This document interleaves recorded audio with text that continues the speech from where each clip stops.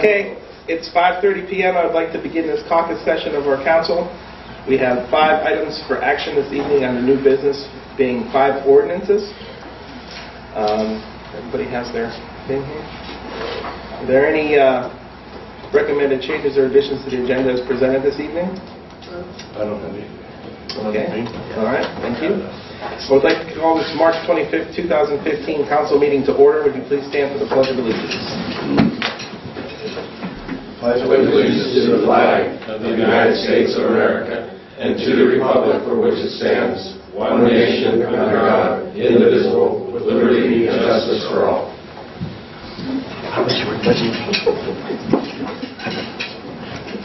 The clerk, please call the roll. Mr. Dragish? Yes. Mr. Kozar? Yes. Mr. Morvay? Yes. Mr. Rogers? Yes. Mr. Tisch? Here. Thank you. Okay, under item 4, all of you received a set of minutes from the February 18th regular council meeting. Are there any revisions to those minutes? I have. If not, they stand approved and on record. Under reading and communications, Mr. Tisch. I have none. Mr. Rogers. I have none. Mr. Morvay. Yeah, I have a few. First of all, the young lady had asked me, this is in regards to income tax. And so the situation is this: the daughter is off to school, has had income, was a student but had income, pays taxes, Canfield taxes, and now we've asked them to supply us with Social Security number, front page of tax return, of her tax return, and some other sundry items. And so they're asking, do they do this with every child? Why do we do this? Maybe we could shed some light on this and I can bring it back to them. Yeah, those were sent out to, what we did was did a query of our water records along with our income tax records, and any addresses or names that we found in the water records that didn't coincide with having had paid income tax were sent letters. That was one part of it. I guess, I don't know all of the avenues that Vicki had looked at, but what we were doing was finding names in the city that have not had recorded income tax files for the last 3 years. And those folks were sent letters requesting that information. If there's no income during that period, then there's no income tax return required. But what we were trying to do was just find out if there were any people that hadn't paid the income tax that monies were owed to the city. And as a result, collections to date in the latter part of last year was in excess of $200,000 that was generated from the last 3 years. So, you know, she wasn't singled out. There's been, do you remember how many letters were sent out? A lot. Probably, I want to guess about 600 letters At least. that were sent out to various. Yeah, and that she had filed Canfield taxes because she had income from city of Canfield, or from working in the city. Okay. That's what I was questioning too, is, well, if she paid the taxes, she had been paying taxes and had a tax return with us, then why did we need that? Yeah, again, there could have been an open file that was left when Gail had left. There were some files that she was waiting for, maybe one document or one piece of information, and those files were left open also. So anybody that was suspect or I guess that's the best word to use. The suspect of not having paid was sent a letter, and that's all we asked for was clarification. Yeah. And in most cases, it did result in new monies brought into the city. And there were some issues where the city did pay out some that was owed to some of those individuals. So we're just trying to tighten it up. Right. That's just closing the gap. We're hopeful that we've got the better part of that gap closed. And I think I mentioned during the budget hearings that was $200,000 that we had additional money that we can't bank on getting next year because we feel we've closed that gap with that additional funding. Okay, thanks. Also, I've had more than one person come up to me, and there's been some misinformation that has been distributed. And number one, it has to deal with the debt at Red Gate, and that it was said or reported that we were only paying the interest. And I assured people that no, we were paying down that debt. And so number one, I just wanted to clarify that for public record. We are paying principal and interest on the Redgate Farm debt. Yeah, and the point there is of the $2.3 million initial investment, there's a balance of about $670,000 still owed. So Yeah. the principal has been paid down over the course. 602,000 was the balance in December. Yeah. And Robert had done a good job of making a correction in the Vindicator as well as a follow-up article on that. But people did read the first one. We got calls, I know myself, and I believe the mayor got calls on that as well. Yeah. And the other thing, too, going along with communications, I've been getting that the township and the city don't get along, and there's this conflict between the township and the city. And folks, there really isn't. There is no conflict, and this has to do with this JED agreement. And the truth be known, if the developer would have put all the ducks in a row and had the horse before the cart, we might not even have had this issue. And but it was brought down that the city and the township weren't willing to work together and resolve this. And I just want to, for public record, that is not the case. We've done everything with the township. Marie Cartwright and Steve and the rest of them, we've worked. We know one another, and there is no conflict. There is no friction between the city and the township. So I just wanted to dispel that.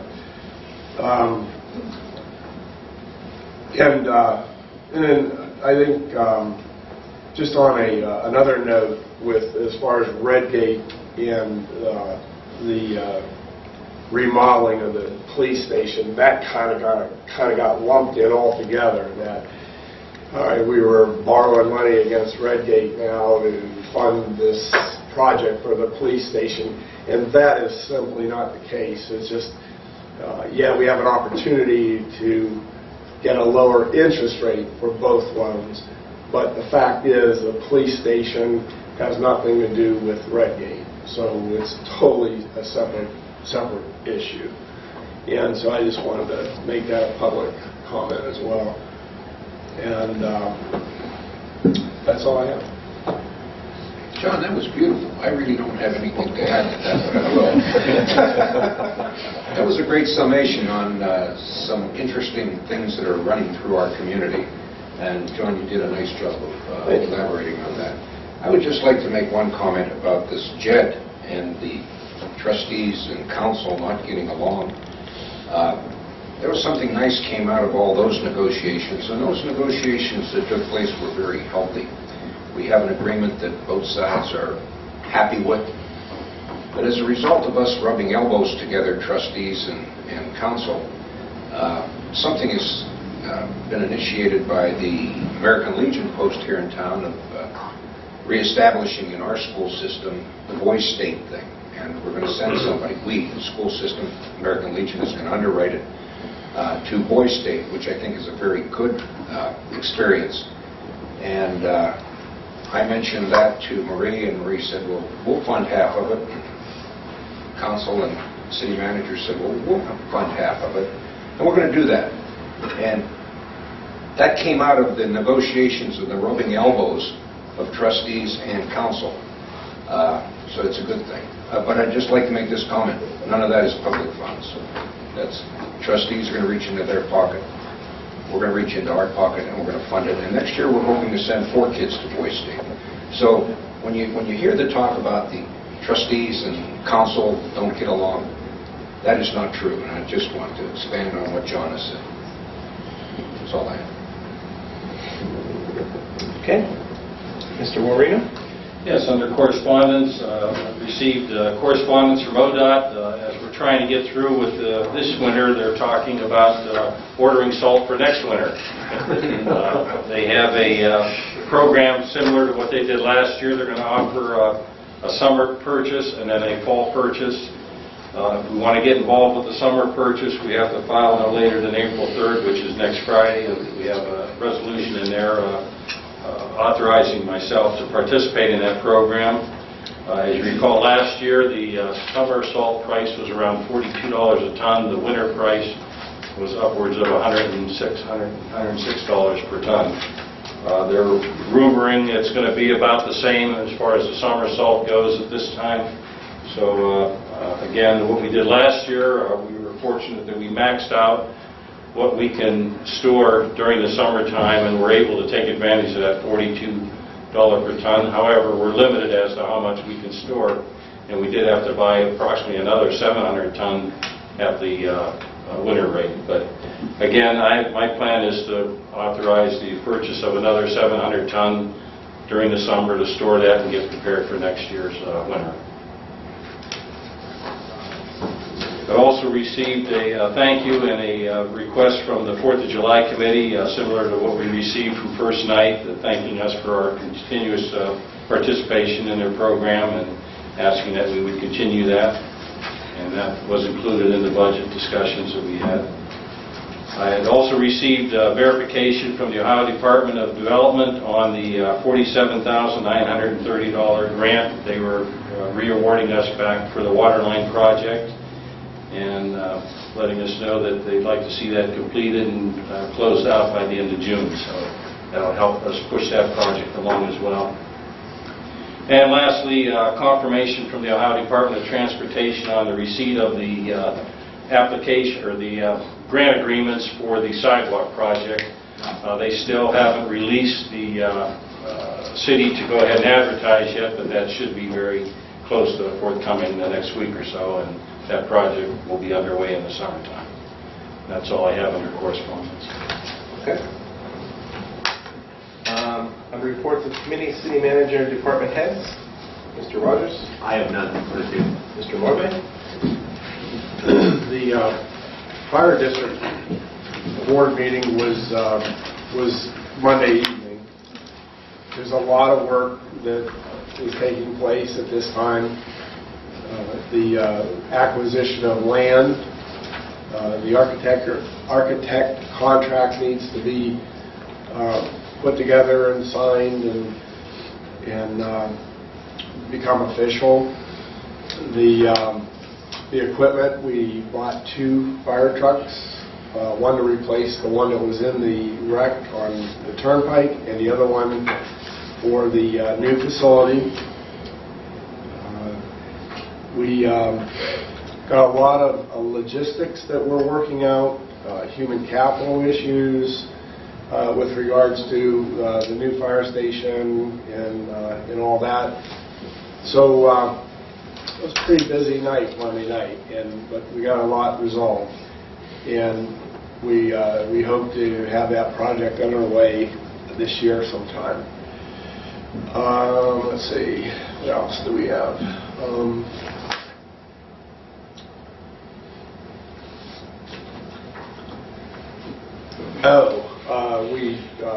We did purchase a used ambulance, and it's been somewhat refurbished. There was low miles on it. It was an extremely good deal for the fire district, and we're simply using it as a backup, so that if we learn that the response time is going to be more than so many minutes, it's a necessity to bring our vehicle out. We have that as a backup now. So it's just an added protective measure to get the kind of care that maybe somebody needs in a critical situation. And was one other thing, but I can't think of what it was. The ambulance, and I don't know. If it comes to me, I'll let you know. So it's a very busy. It's a very busy place, the fire district is, but they're accomplishing a lot. So we got a good crew there. Very good. Okay, Mayor Cousy. I have the court report for February, which I should have presented at the last meeting, but I had misplaced it. Anyway, we took in gross collections of $11,803.13. And out of that, after paying the various funds that we have to contribute to by law, we netted $10,349.13. Okay. Joe? Okay, we have 5 pieces of legislation to attend to this evening. The first one being the authorization of the city to enter into the Joint Economic Development District Agreement with Canfield Township, and there's already been some discussion on that. Quite frankly, I was surprised of the little attendance at the public hearing on this particular issue. It's a lot of the reasons it took so long to come to an agreement, and again, some of it was mentioned. There were 24 sections to this agreement. There were 24 issues that had to be fine-tuned and come to an agreement in terms with both parties, and it did take some time to do that.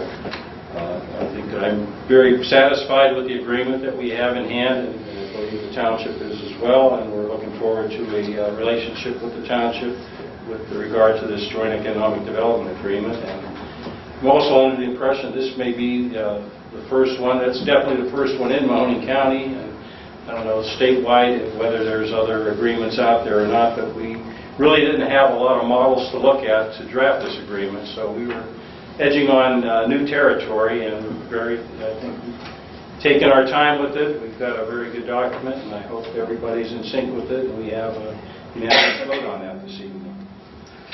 The next being ordinance amending the annual appropriation ordinance. This, I always say, sets the blueprint of spending and capital projects for the year as being 2015. The biggest or the only difference between this budget and the original temporary budget are the capital projects that were included in there. And we have close to about $1 million in infrastructure projects that will be happening this year, of which probably less than 20% of that cost will come from city funds, the rest through grants and various loans and programs that are available. So there's plenty of projects that will be happening this year. And the following item basically deals with the budget appropriation, and that's the transfer of dollars from the general fund in the various departments, the cemetery fund, the police budget, others that don't have funds generated to them. So that's basically what the transfers of various funds are about. The next item is an ordinance authorizing the city manager to borrow up to $1.1 million to restructure the city's current debt. And again, there's been a lot of discussion on this. It's an opportunity that we can reduce what's the balance that's owed on the Redgate farm while addressing some of the immediate needs of the city itself, and that with our own facilities. We've had some failures of the structure across the way the police department that need to be addressed, as well as some infrastructure projects of our own that just can't pull the money out of your wallet and pay for it. We need to borrow some funding to get these things done and taken care of. And lastly is an ordinance requiring the participation to, as I had mentioned, to participate with the state of Ohio's salt purchase program, and that being in particular the summer salt program at this particular time. Other items, I would like to set the dates for brush pickup this year. And again, we're still one of the only communities in the state that offer this program. Because of the harsh winter, I'm looking at starting that program April 20th, allowing some more time for the ground to dry up and people to get into their yards to do the cleanup, and concluding the program on May 11th. Some other, the Girl Scouts, they had asked if they can do a cleanup, and that being at Fair Park on Earth Day, to coincide with Earth Day, and that would be on April 25th at 9 a.m. to 12 noon. And again, that's the local Girl Scouts troop that's providing that. I've not been able to get an update on the signal project. There's still a few issues they're dealing with the fiber optic. They can't give me a date certain as to when we'll have full control of the signals.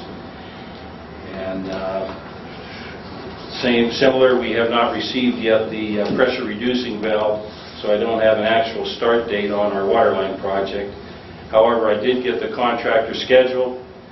He was looking at starting the placement of the 24-inch pipe on the 15th, I believe it is, of this month, so it's only a couple weeks away. And hopefully we'll have everything else in place by that time that he can start that project. So he's been issued the notice to proceed on or before the last Friday, I believe it is. So the clock is ticking, and we hope to, again, get that project started as quickly as possible and get that finished as quickly as possible. And lastly, I wanted to remind everyone that they are having the Good Morning Canfield. It's going to be a Good Evening Canfield event on April 16th, and I need to hear from you. Just give me a call or let me know if you're planning on attending that so I can get the reservations in. And again, it'll be the school superintendent, Mayor Kosara, and Jim Kenny from ODOT will be the speakers, giving updates on what's happening in the city, the school system, as well as the ODOT project that we're all waiting on the start date of. So that's all I have, unless you have some other questions. If I can just digress, because I remember. I'm not there yet, guys. The last council meeting, Mr. Tisch, you had asked me about mutual aid, and that occurs automatically for smoke or fire. The dispatcher will automatically call in mutual aid, not necessarily so on an EMS call.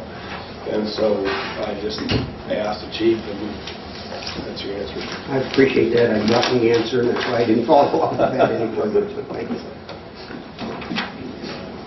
Todd? Since the last meeting, we've had one funeral. The guys have been out repairing damage caused by the plows. Asphalt that's been kicked up in yards or wherever we caught a little bit of sod. We've been patching holes, trying to keep up with those. We started this week trying to sweep up the heavy debris on the streets with the curbs, try to dress those up a little bit before the street sweeper comes in. We're optimistic as we pulled all our snow stakes off the plow routes. We're hoping it's over. With the break in the weather this week, we've begun to do some basin repairs. We're starting to do a little bit of infrastructure repairs since it's warmed up. We also removed all the old decorations from the cemeteries. We put those in a pile behind each cemetery respectively. We're going to give the residents until next Monday to retrieve any decorations they haven't gotten. At that time, they're going to be disposed of. That's all I have. I've been working on the 2015 budget and on the 2015 gap report. That will have to be off to Julian and Grube that will actually complete the report. I have to have that to them by the beginning of April. And the state auditors arrived last week, starting the 2014 audit.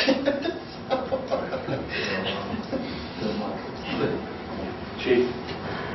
To some degree, we've all become comfortable with protecting our property and our persons, our families.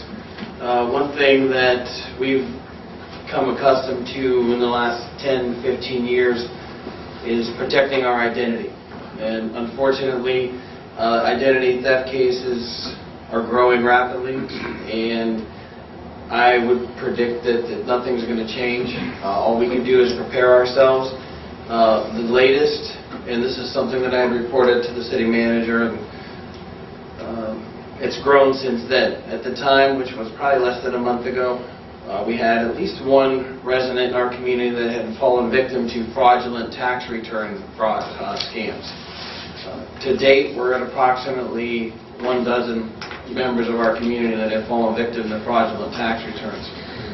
In my opinion, that's 12 too many. I think that certainly the police department, and I think that our residents need to educate themselves on how they can protect themselves from fraud complaints or from falling victim to fraud, specifically fraudulent tax returns.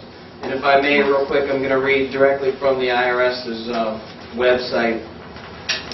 The IRS does not initiate contact with taxpayers by email or social media to request personal or financial information.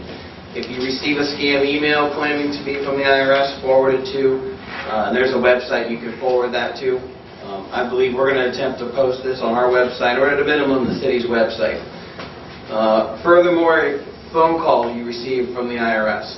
If you receive any phone call threatening your arrest or deportation if you fail to pay immediately, another variation of the call could be a request for your financial information in order to get you an immediate tax return. Please understand that those are scams and do not fall for them. You may receive notice if your identity was stolen that you're now victim to this, and these are the steps you should take if you receive a call from the IRS letting you know that your Social Security number has been stolen. First, you need to file a report with your local police department, file a complaint with the Federal Trade Commission in the Identity Theft Hotline, contact one of the 3 credit bureaus, and respond to the IRS in IRS Form 14039. We're going to post this on our websites. It's also available on the IRS website. Unfortunately, it's one of the new ways your identity is fraudulently being used, and we encourage the public, communities, to educate themselves and do everything you can to attempt to not become victim to an identity theft.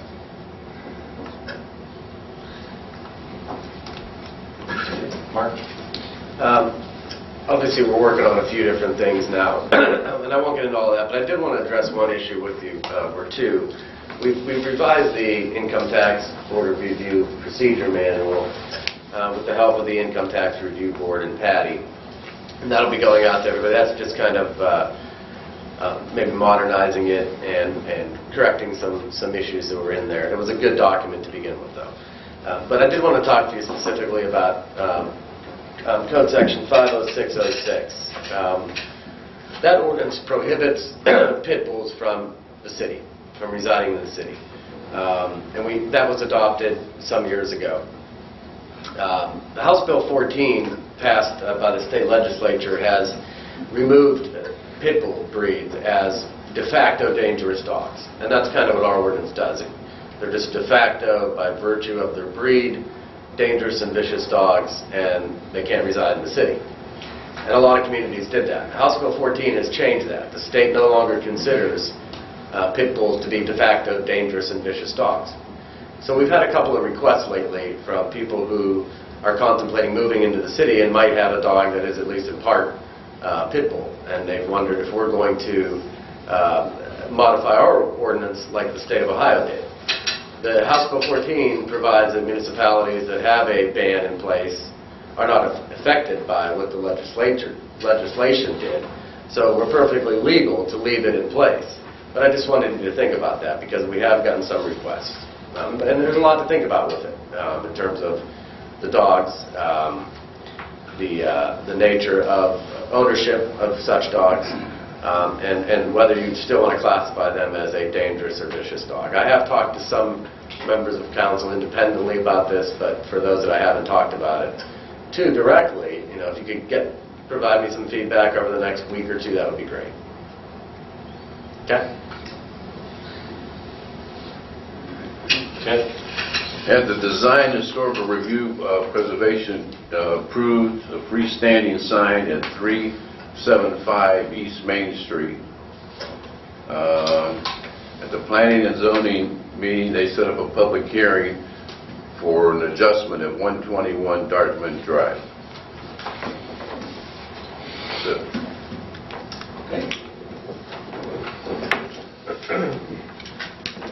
Under persons desiring additional information from department heads, may I ask that you step forward to the podium, state your name and address clearly for the record, and keep your questions to 3 minutes maximum per person and no more than 30 minutes total.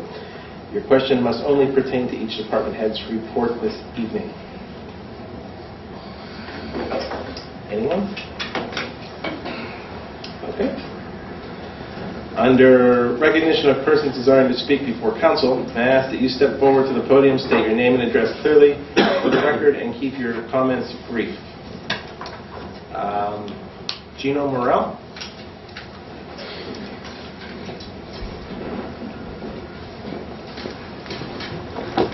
Hi everyone, my name is Gino Morel. I live at 356 Timber Run Drive. First of all, I want to just thank Mr. Warino and the mayor. I've had a couple conversations with them about what I'm about to talk about, but I want to thank you for your time. And council, thank you for your time this evening listening to me. But I wanted to discuss the installation or potential installation of a permanent gate to prohibit through traffic upon completion of the Timber Run Drive extension that goes into the Westbury subdivision. I was here at a council meeting in January when you passed a piece of legislation authorizing the city manager to enter into an agreement with the Ohio Turnpike Commission and Stonebridge Land Corporation for the construction of this roadway.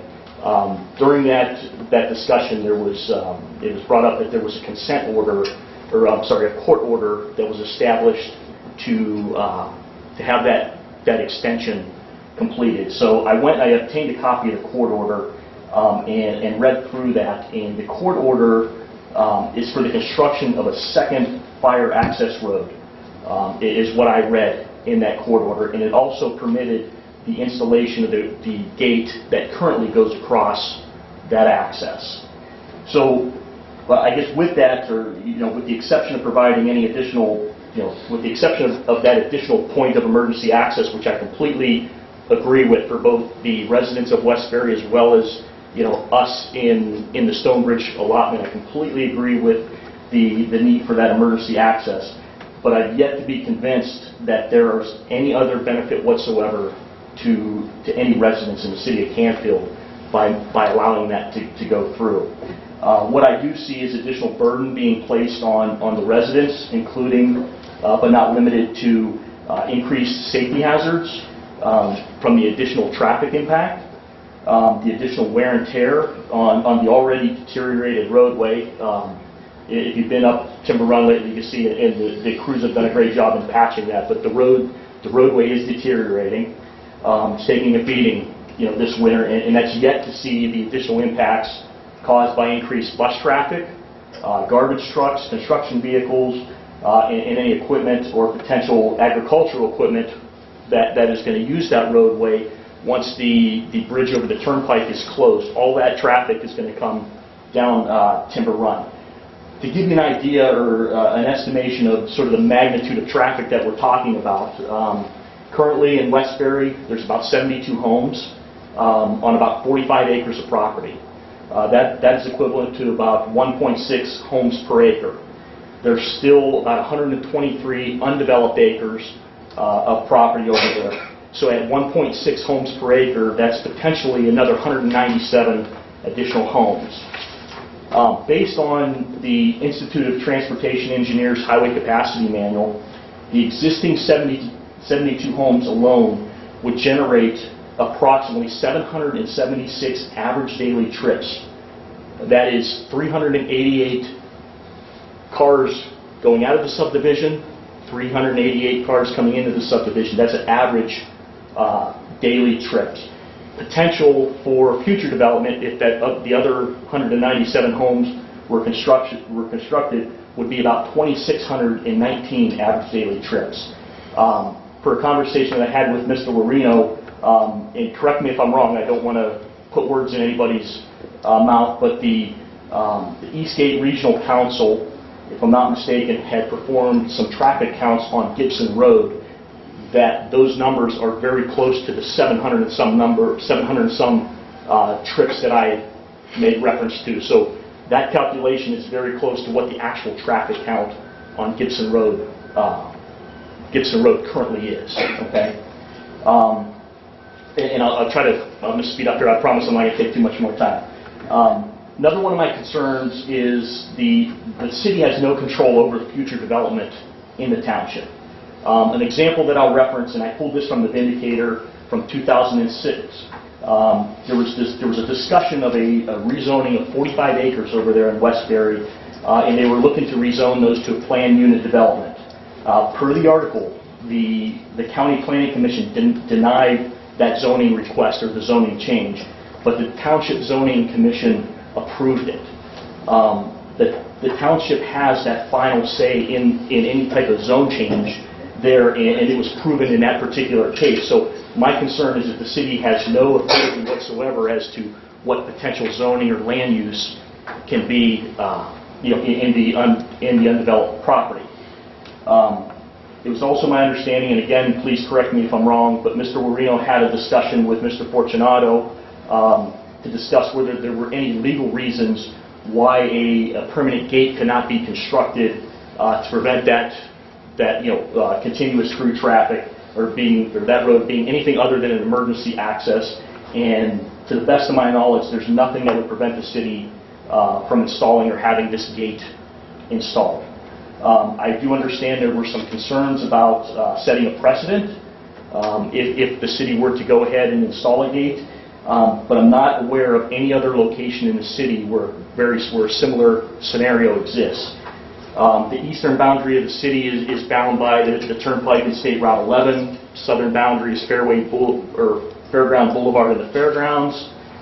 The western boundaries are State Route 446 to 224 over to North Palmyra to the Career Center to Old North Church to Herbert Road along Laurel Woods and Sawmill Creek. And then the northern boundary is the boundary between Stonebridge and Westbury. So that is the only location that I'm aware of where this scenario can potentially take place.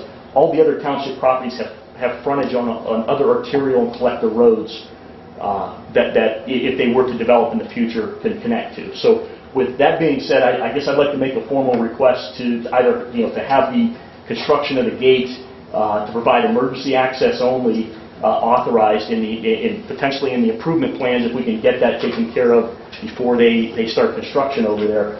But I just want to get that process rolling. Like I said, I support the need for the emergency access 100%. My concern is making that just a through road that, like I said, I don't see it having any other benefit to any residents in the city of Canfield whatsoever. So thank you for your time.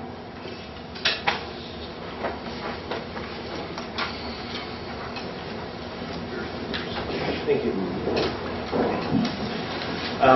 Frank McKeon?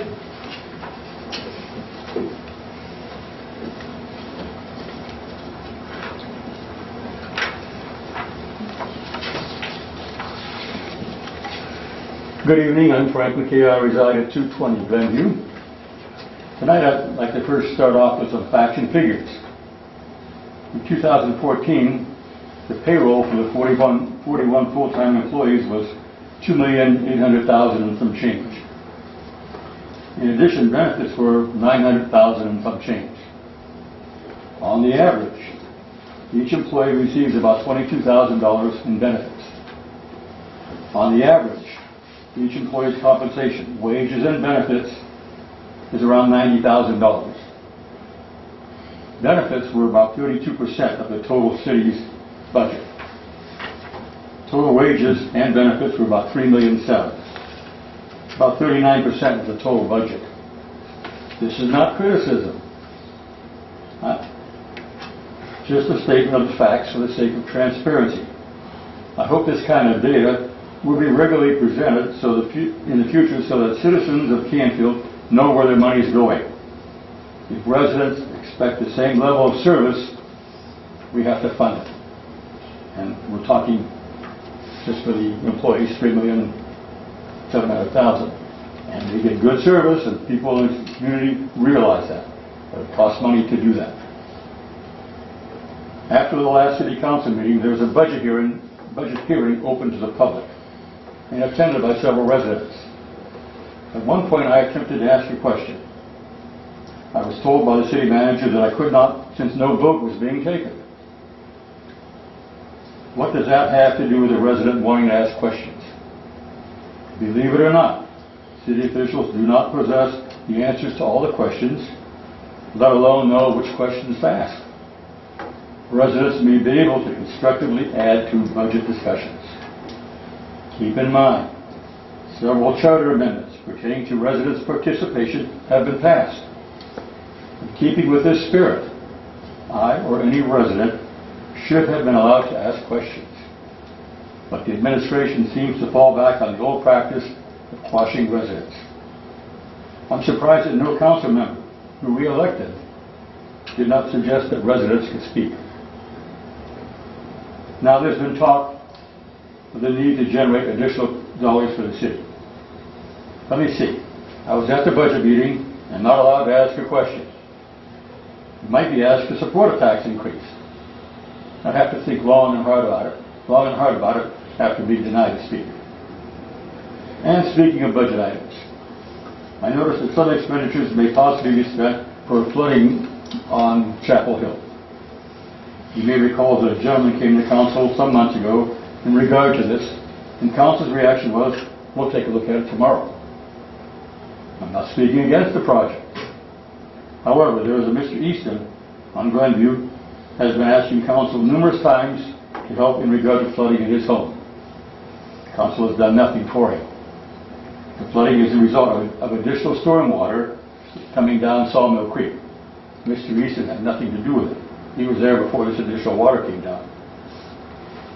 As I have mentioned several times, there are 3 or 4 culverts on Glenview that restrict the flow of water and lead to flooding. They're not big enough to handle the water. What has council done about this issue? Why Chapel Hill and not Glenview? Glenview has gone on for years and years.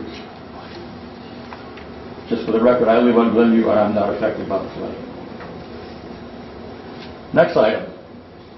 Status of the signs in the lobby. Has council considered any alternatives? I take that to mean no. Okay. I guess I'll have to do it. Approximately 2 weeks ago, I wrote a letter to the city manager in regard to the lawn job at my home. Actually, there's been 3 or 4 of them this year. So far, no reply. A great deal of damage is in the right-of-way. Since this is city property, I asked the city manager to use city resources to fix the damage. When can I expect a reply?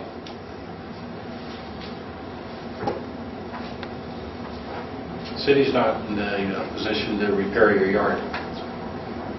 Even though it's city property. So I understand it.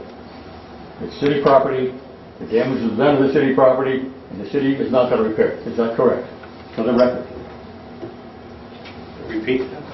Yeah, I think that's for the record, Mr. McKee. I think the city doesn't mow grass in the right-of-way. The city doesn't maintain the right-of-way. The homeowners do. The city has never traditionally made repairs to the right-of-way. And it would be very expensive for the city to start making repairs and maintaining individuals' property in the right-of-way. I'm not asking for maintenance, I'm asking for the repair damage that occurs on I understand what you're asking for, but the city has never done that, and in speaking with council and the city manager, the city does not wish to change that policy. So the city is assuming no responsibility for property which belongs to the city. The city is not going to make repairs to your property in the right-of-way, to your lawn in the right-of-way. Although the right-of-way belongs to the city, is that correct? Yeah, And the city makes rules as to what it cannot be and done. the city maintains the paved portion of the right-of-way for roadway purposes. I would like to suggest that maybe you look at the codified ordinances of the city. I believe that there is a section within the codified ordinances that makes the property owners responsible for the right-of-way. I don't know. Yeah, there is. When Mr. Marino called me, I looked at the ordinances, and the city is not responsible for repairing property in the right-of-way. It's not the paved portion of the right-of-way. Even though it's city property, correct? Correct. Doesn't seem quite fair to me, but You'd break the budget. If the city had to make all kind of repairs throughout the city in the right-of-way, unpaved portion of the right-of-way, then it's going to be a very expensive proposition for the city. well, it may I mean, be. you might as well start cutting the grass in the right-of-way then, right? You could extend it to that, but I'm not asking for that. I'm just asking for a repair for an instance that was deliberately done maliciously to my property. I understand that, and council can do what they wish, but my legal opinion is they're under no obligation to make those repairs.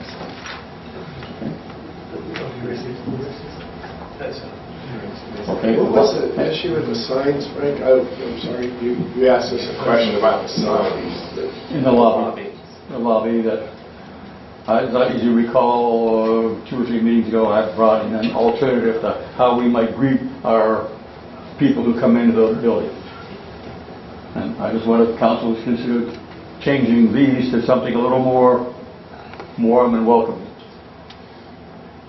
Apparently not. I thought we were going to do that. I thought we were going to use his suggestion. No, I take the safety of everybody in this building very seriously, John, and I think the signs have worked. We've not had anybody upset over those signs. I'm concerned about just the human nature today. It's a little different world we live in than what we lived in 20 years ago. People shouldn't be wandering around the halls here. They direct them to report into the receptionist. She directs them or notifies the office that they're to visit. It's been working. There's no reason to change anything. Although a sign in itself does not give you safety. If you really want safety, you should have, in my opinion, an officer at the door. That gives you safety. The sign does not. That may be the future. Well, Frank, I printed this a while ago. This is your issue with Mr. Easton's property. And this is off the FEMA website. And that is a flood zone down the bottom of that, where Mr. Easton lives. It's different than Chapel Hill. And this is one of the reasons that we can't afford to put any money toward this. It's a flood zone. This is going to happen. I know the argument is, well, the runoff and everything has gotten worse, and I don't dispute that. But the fact is, this is a zone down there that's in the FEMA flood zone. what does that mean? You can't fix it? When, I think it was, I don't remember the elevations, but it was 3 feet difference between the creek and the house, and the elevation of his house. Maybe So, I don't know. Yeah, good. Joe, do you know what the storm sizing is of each of those culverts down along Sawmill Creek? What size of the storm were they designed for? We had both MS Consultants and URS verify the design on the culverts that lead all the way through the city, and they are designed for a 25-year event. Okay. And that is our design standard Exceeds for... the ODOT standard. The ODOT standard on a secondary street was a 20-year design. It meets our subdivision regulations, which is higher than the state's. And I guess the last culvert going out of the city would be the one at Herbert Road. And I think that one was probably the newest one to have been replaced. I don't remember what that standard was. But then you have to be concerned about what might be downstream as far as flow is concerned as well. That was the recommendation of both consultants, that there would be adverse effects by just releasing the water at a higher rate to the areas on Blueberry, Sawmill. There were some identified areas that are prone to flooding that would then become flooded. And the point that John made, that Mr. Easton's property is in the floodplain, as well as his house is actually built in part of the floodplain. There's a reading, 3 feet difference between the creek and the elevation. That's substantial. But let me point out that this 25-year rule is really good. At 261 Glenview, all water that drains from the northeast section in these new culverts goes through a 30-inch drain. And there's no way that a 30-inch drain is going to handle 5-year flood. There's no way. And whenever we have a lot of water, the stormwater backs up there, and I suspect that it affects people on Hilltop also. There's no way that those pipes are big enough. Where is the 30-inch? 261 Glenview. There's a little bridge over the driveway, has a bridge over the culvert. Brokers? Is that Brokers? No, not Brokers. It's on the east side of Glenview. Okay. It's a little white cement bridge. Okay. That culvert is 30 inches and it's also partially flooded. There's no way to handle the water. Okay, we didn't make much progress. We had some good discussion. Lastly, a question to Mr. President. What happened to council's comments at the end of the meetings? I kind of look forward to them. I think Sturgis still has one. Yeah. I don't recall seeing the last couple of times, but anyway, I might overlook it. They were on the back of the thing today. That's how You missed it today, Doc. They're at the back of the sheet. They're always there. Okay? All right. They're always there. Maybe let me talk. Thank you. Okay, under old business, there is none. Yeah, that's all right.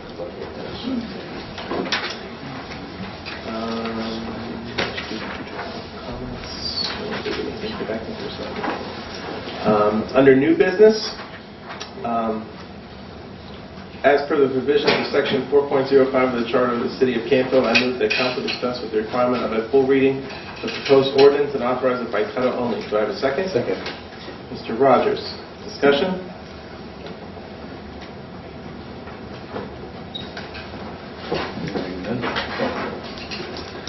There being none, would the clerk please call the roll? Mr. Dragish? Yes. Mr. Kozar? Yes. Mr. Morvay? Yes. Mr. Rogers? Yes. Mr. Tisch? Yes.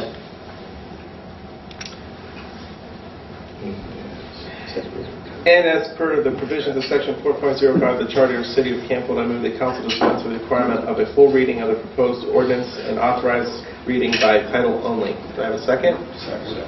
Mr. Morvay. Discussion? Clerk, please call the roll. Mr. Dragish? Yes. Mr. Kozar? Yes. Mr. Morvay? Yes. Mr. Rogers? Yes. Mr. Tisch? Yes. Mr. President, I have an ordinance authorizing the city to enter into a joint economic development district agreement with Canfield Township. Mr. President, I move for passage. Second. Mr. Morvay, second. Any public comments? I have just a brief comment. I will be voting in favor of this ordinance this evening. However, there is one minor item within the content that I would like to have seen corrected, and it wasn't, but I'm still going to be voting in favor of it. And what it is it has to do with the board, if you will, that would direct or control the Joint Economic Development District. And within the confines of that, it indicates that a majority of the 5 board members would be in attendance, and a quorum of those 5 would be 3, and then a vote of approval of the majority of those in attendance would pass anything that they wanted to do. My concern is just a basic concept type of concern, and that is that you've got the potential for minority members of the board, 5-member board, actually able to create or conduct business. And that's something that I know that they worked on with regard to that.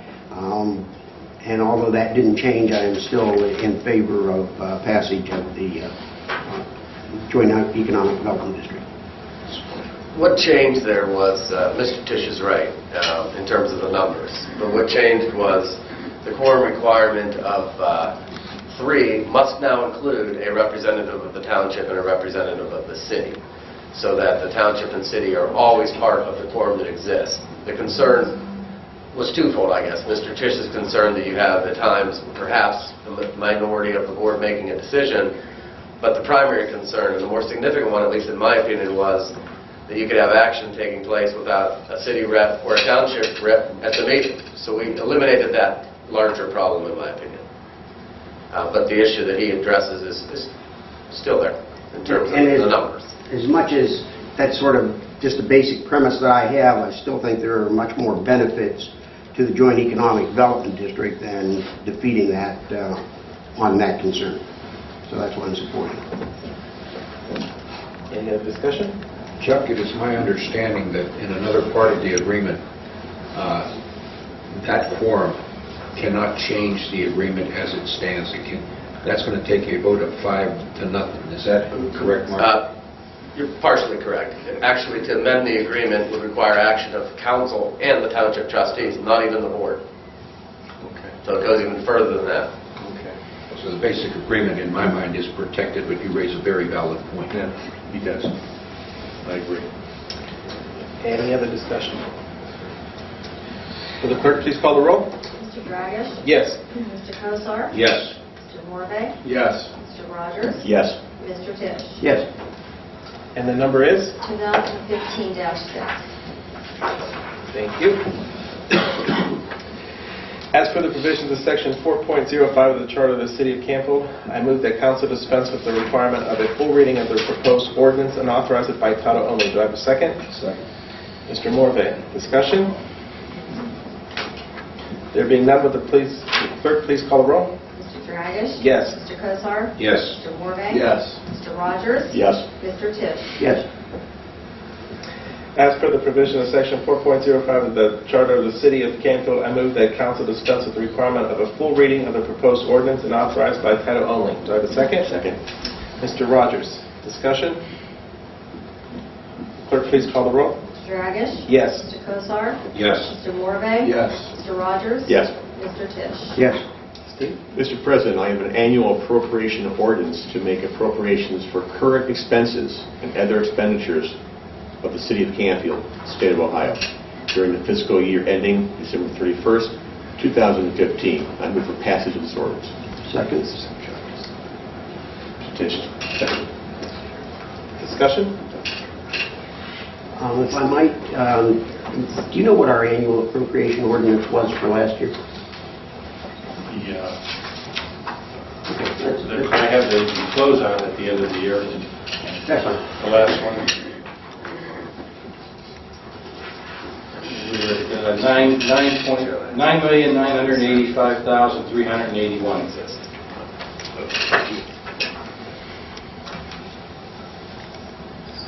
The clerk, please call the roll. Mr. Dragish? Yes. Mr. Kosar? Yes. Mr. Morvay? Yes. Mr. Rogers? Yes. Mr. Tisch? Yes. And the number is? 2015-7. Thank you. As per the provisions of Section 4.05 of the Charter of the City of Canfield, I move that council dispense with the requirement of a full reading of the proposed ordinance and authorize it by title only. Do I have a second? Second. Mr. Tisch? Discussion? There being none, will the clerk please call the roll? Mr. Dragish? Yes. Mr. Kosar? Yes. Mr. Morvay? Yes. Mr. Rogers? Yes. Mr. Tisch? Yes. As per the provisions of Section 4.05 of the Charter of the City of Canfield, I move that council dispense with the requirement of a full reading of the proposed ordinance and authorize reading by title only. Do I have a second? Second. Mr. Morvay? Discussion? Clerk, please call the roll. Mr. Dragish? Yes. Mr. Kosar? Yes. Mr. Morvay? Yes. Mr. Rogers? Yes. Mr. Tisch? Yes. And the number is? One not to go. Oh, I'm sorry. I'm sorry. Got to read it first. Mr. Morvay? Mr. President, I have an ordinance providing transfers to the various funds, and I move for passage. Second. May I have a second? Discussion? The clerk, please call the roll. Mr. Dragish? Yes. Mr. Kosar? Yes. Mr. Morvay? Yes. Mr. Rogers? Yes. Mr. Tisch? Yes. The number is? 2015-8. Thank you.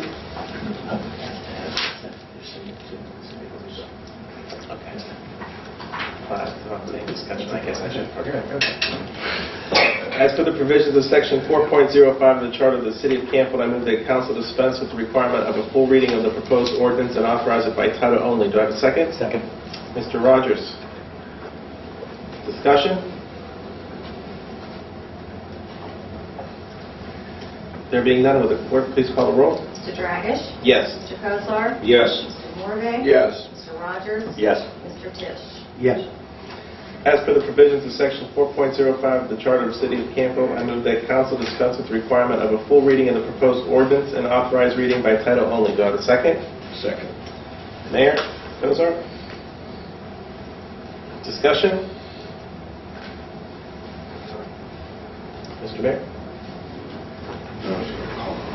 Oh, I'm sorry. Can you, clerk, please call the roll? Mr. Dragish? Yes. Mr. Kosar? Yes. Mr. Morvay? Yes. Mr. Rogers? Yes. Mr. Tisch? Yes. Mr. President, I have an ordinance authorizing the city manager to borrow up to $1.1 million to restructure the city's current debt and finance proposed new building improvements. I move for approval. Second. Mr. Milligan, second. Public comments. Public comments? Yes.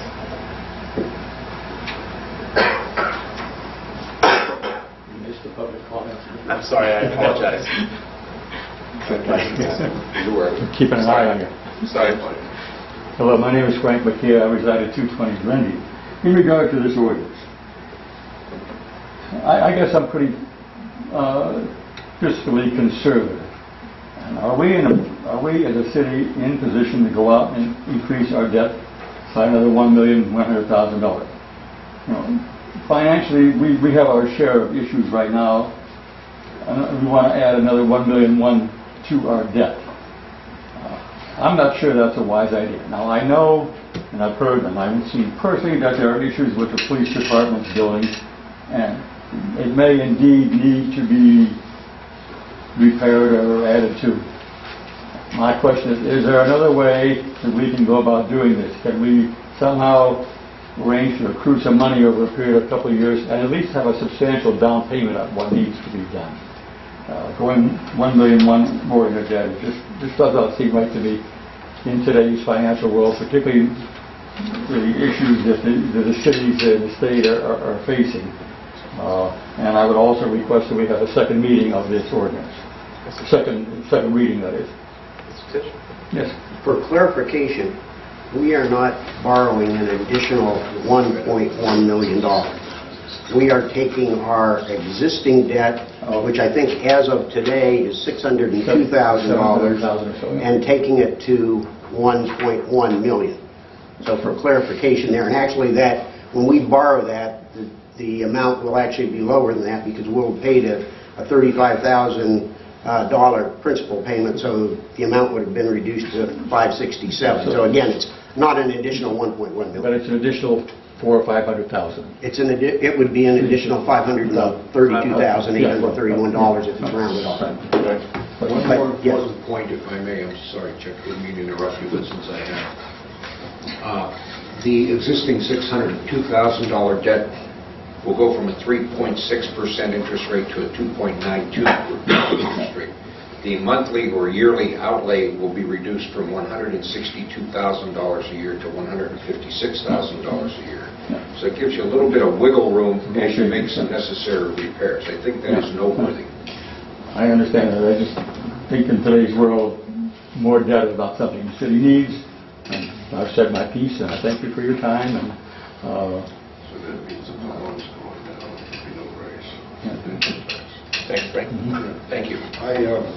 I too, Frank, I mirror your sentiments, as far as, spending the money for this project. However, in looking at the situation at the police department, and we are out of room there. We are in danger of some of our equipment, and if we did nothing, we would be putting repairs in there immediately. I mean, we would probably be spending a couple $100,000 immediately just to repair some of the. And that would be for a Band-Aid. Yeah. So. May I say something else? Borrow some money to fix my yard. Yeah. Thanks, Frank. But so, I think I know we would be spending a couple $100,000 just to put a Band-Aid on the situation right now, and we do need this facility. We do need the space. If you were in the budget meetings and so forth, I asked a lot of questions, concerning this, and I am going to vote in favor of it this evening. So I think it's necessary. However, we have not been getting the revenue that we've had in Canfield, and we know that, and there's been state cuts, and so the burden is on the cities now. And we will, if we want to maintain the kind of services that we have in the city, we will have to go out and ask for more money. And we will. Well, that will be on the ballot in some shape, form this year, I guarantee you.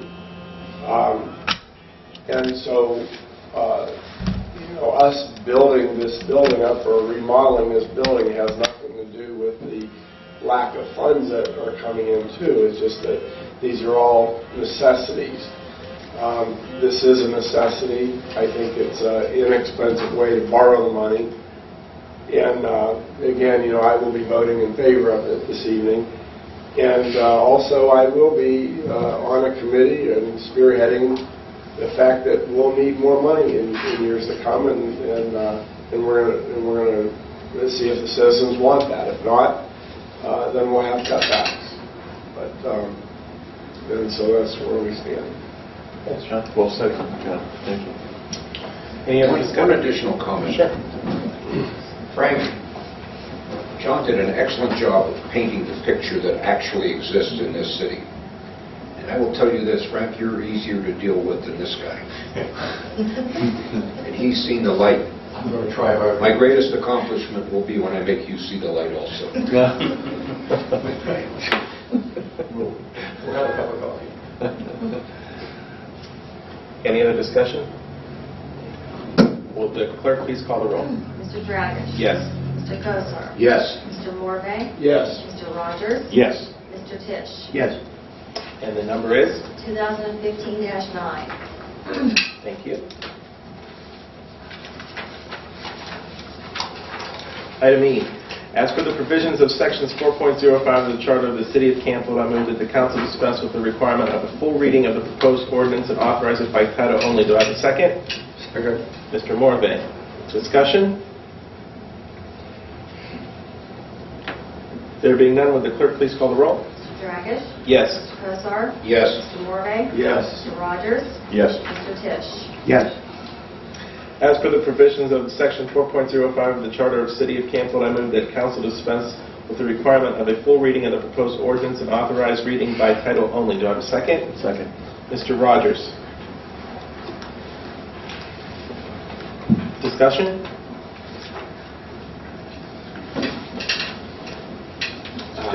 Mr. Tisch? Are you going to vote on that? Oh, boy. Oh, good luck, sir. Will the clerk please call the roll? Mr. Dragish? Yes. Mr. Kozar? Yes. Mr. Morvay? Yes. Mr. Rogers? Yes. Mr. Tisch? Yes.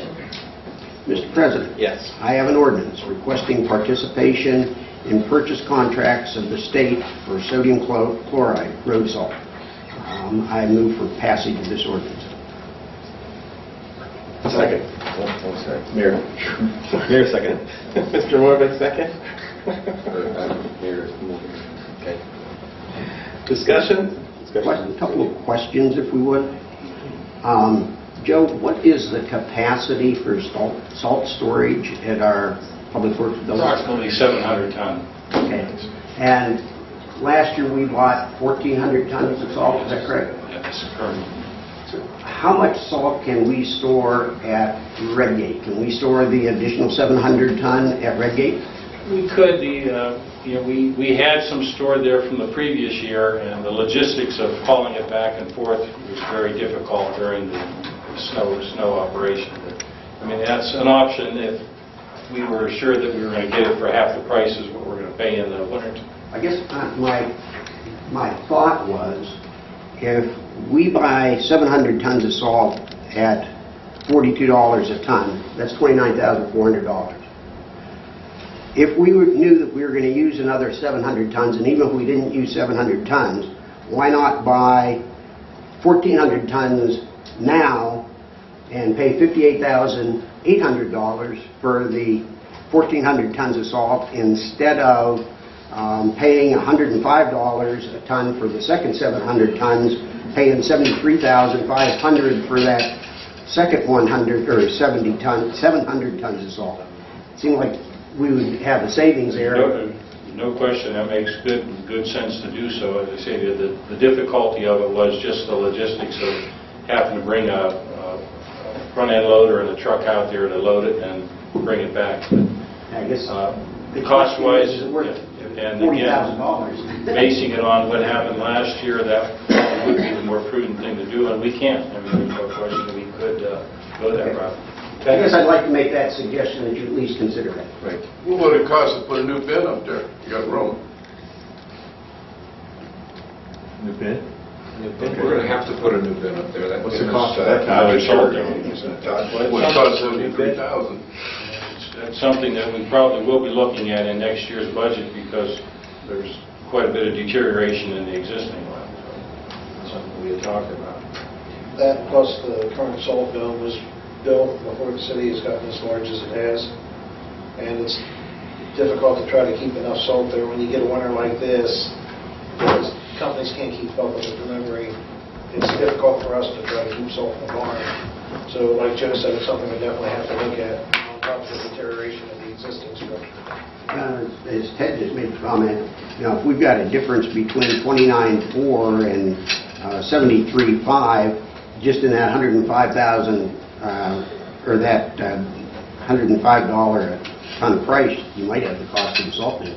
Right. The other bin up there. Good point. Thanks, Ted, for that information. That's very well said. Good point. Any more discussion? Public comments?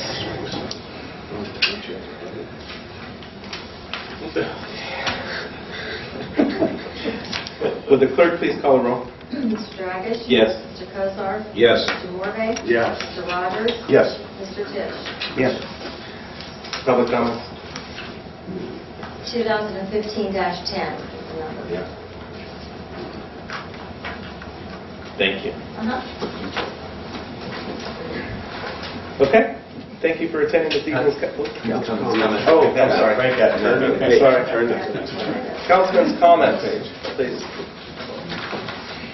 I would like to look forward to some longer-term sunshine and some warmer weather, so we don't have to worry about talking about salt and some of those other items. And with that, I say good night. I definitely would echo what Mr. Tisch has said, too. No more of that snow. And I want to wish everybody a very happy Easter, too. Thank you. Well, I'm probably going to offend some organizations here in town, like the Lions and others, but I will have to tell you that the Canfield Rotary is having their pancake breakfast at the high school this Sunday. Now, I don't know what it is. Yeah, they're already got us tickets. I don't know what it is, but the pancakes are so much better at the Rotary function than some of the other organizations. I'm just saying. But if you've never been to a Rotary pancake breakfast, you got to go Sunday, 9 to 2. You'll really, really enjoy yourself and get full. Yes, Mr. Tisch, I got tickets for you. And as a primer, if you really were looking to build your appetite, you could come to the Lions Craft Show on Saturday.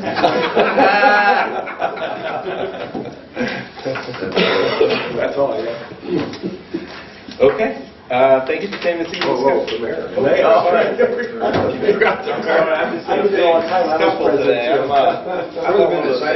minutes, I would just like to say I must have a face that's easy to forget. I did too all the time, too. I would say it's a face for radio. Perfect face for radio.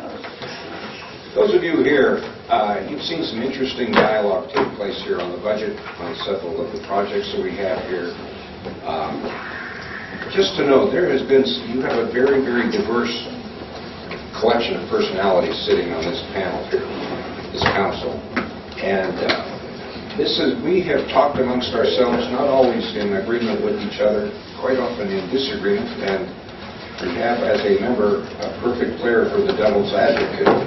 There's a lot of thought that's gone into what has taken place here today. And I'm very, very happy that after all of this dialogue and hopefully understanding that we have stood together and we, 5 of us, feel this is the right action to have taken. And I just like watching it unfold. It was a healthy process. And I agree. I agree with everybody up here. I think we're ready for some sunshine and some nicer weather. So, meeting's adjourned. Get your cash and go, we don't have to do that.